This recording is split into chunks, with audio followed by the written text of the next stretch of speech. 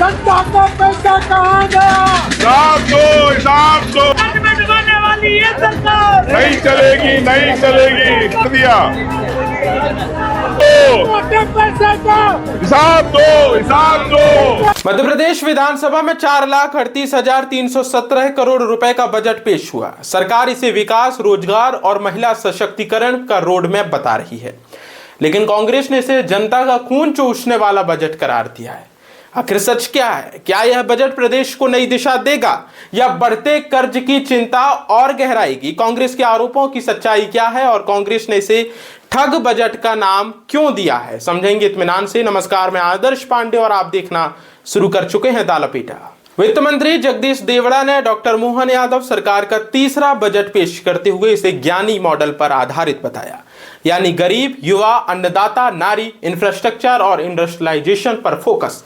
सरकार ने दावा किया कि करीब 3 लाख करोड़ रुपए इन क्षेत्रों के लिए निर्धारित किए गए हैं। बजट की बड़ी घोषणाओं में लाडली बहना योजना के लिए 23,000 करोड़ रुपए का प्रावधान है। युवाओं के लिए 15,000 शिक्षकों की भर्ती की घोषणा की गई है। पहली से 8वीं तक के छात्रों के मिड डे मील के साथ मुफ्त टेट्रा पैक दूध दिया जाएगा, जिससे लगभग 98 लाख से अधिक स्कूली बच्चों और 48 लाख आंगनवाड़ी बच्चों का लाभ मिलने का दावा है। इसके अलावा 1 लाख किसानों को सोलर पंप, जल जीवन मिशन के लिए 4,554 करोड़, सड़कों की मरम्मत के लिए 12,690 करोड़ और पंचायत एवं ग्रामीण विकास के लिए 40,062 करोड़ रुपए का प्रावधान किया गया है।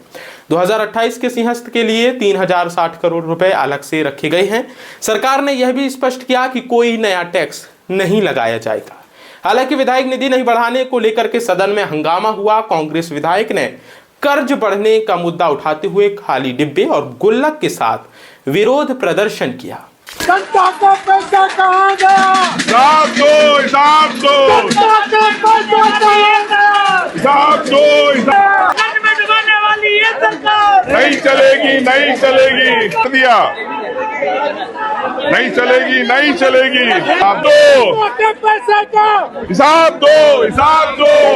बजट को लेकर प्रदेश कांग्रेस अध्यक्ष जीतू पटवारी ने बजट पर तीखी प्रतिक्रिया दी है। उनका कहना है कि मध्य प्रदेश की आर्थिक स्थिति चरमरा गई है। मध्य प्रदेश के मुख्यमंत्री प्रदेश की अर्थव्यवस्था संभालने में सक्षम नहीं है। उन्होंने आरोप लगाया कि सरकार को भ्रष्टाचार पर रोक लगानी चाहिए, ताकि तभी प्रदेश आर्थिक संकट से बाहर आएगा। 4,65,000 करोड़ रुपए का बजट, जिसमें 78,000 करोड़ रुपए का राजकोषीय घाटा। सरकार ये स्पष्ट कैसे करेगी कि 70,000 करोड़ रुपए का प्रोविज़न फिर बाद में कहाँ से होगा, पूरे साल में कहाँ से होगा? एक ही आंकड़ा है। पिछले साल 4,21,000 करोड़ रुपए का लगभग बजट था। 50% बजट खर्च नहीं हुआ, प्रोविज़न नहीं था कर्ज का। फिर भी 72,000 करोड़ रुपया कर्ज हमारी सरकार ने लिया। 213 करोड़ रुपए रोज कर्जा लिया। ये पूरी आकृति बजट की एक तरह से जनता को ठगने वाली लगती है, तो ये ठग बजट है। कल हमारी सरकार ने एक प्रश्न के उत्तर में, हेडलाइन है आज अखबारों की, कुत्तों की नसबंदी पे बहस की। अगर मध्य प्रदेश की अर्थव्यवस्था सुधारनी है तो मोहन यादव जी नरेंद्र मोदी जी से बात करके नसबंदी करो भ्रष्टाचार की। अगर आप भ्रष्टाचार की नसबंदी करोगे तभी जाकर बजट का जो प्रोविज़न आपने जिस विभाग का रखा है वो ज़मीन पे उतरेगा।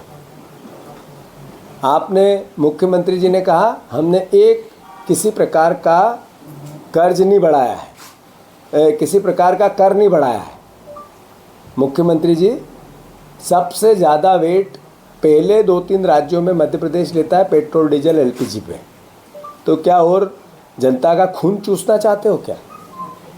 आपने बजट में कर्मचारियों के डीए की व्यवस्था की, जो मोदी गारंटी थी किसानों की एमएसपी की।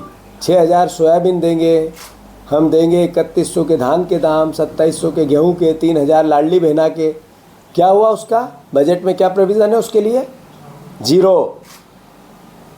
अरे विधायकों की विधायक निधि बढ़ाने की बात हुई थी, वादे किए थे, बातें हुई थी, विधायकों को सब्ज बाग दिखाए गए थे कि सरकार के खिलाफ बोले नहीं। उस विधायक निधि के प्रोविज़न तो कर देते हैं। मोहन यादव जी, मेरा आपसे आग्रह है कि जिस बजट में 78,000 करोड़ रुपए का घाटा बताया गया, पिछले साल 72,000 करोड़ रुपया आपने कर्ज लिया, ऐसा योजनाओं में जब आवंटन हुआ तो पीएम आवास का पैसा दिया गया, मनरेगा का पैसा, जो जी राम जी का पैसा दिया गया, केंद्र शासित योजनाओं को पोषित करने के लिए प्रोविज़न किया गया। ये राज्य का बजट बना रहे थे आप या केंद्र शासित प्रदेश का बजट बना रहे थे? मोदी जी की योजनाओं को सुरक्षित करने के लिए 4,70,000 करोड़ 65,000 करोड़ रुपए का बजट, इसलिए कि कर्ज की सीमा, कर्ज का मूल्यांकन करके ज़्यादा कर्ज ले सके, इसलिए बजट का आकार बढ़ा रहे हैं। थोता आकार बजट का बढ़ाकर गुमराह करने की जो प्रोसेस है उसका चेहरा बेनकाब हो चुका है। अब बड़ा सवाल यही है कि क्या यह बजट वाकई विकास की गारंटी बनेगा या विपक्ष के आरोपों के बीच आर्थिक स्थिति पर नई बहस छेड़ेगा। फिलहाल नजर रहेगी कि घोषणाएं जमीन पर कितनी तेजी से उतरती हैं। आप अपनी राय बजट पर, अपनी राय लपेटा के कमेंट बॉक्स पर जरूर साझा करें ताकि आपकी राय, आपके विचार हमारे पटल पर सामने आ सके।